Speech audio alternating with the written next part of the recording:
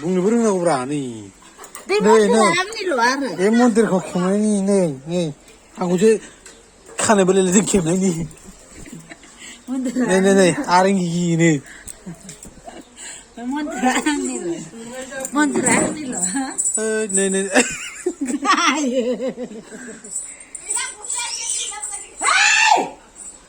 बारजों लेवराव सिथिं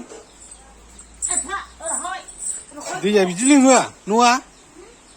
हादाननि जायगा नै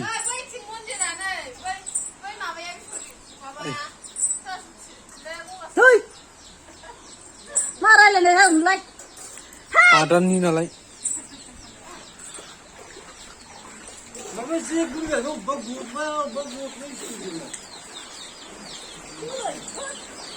मा खालामनो लामायानो बिदि जाबाय सोरबा लागाम दै बाना हयगिल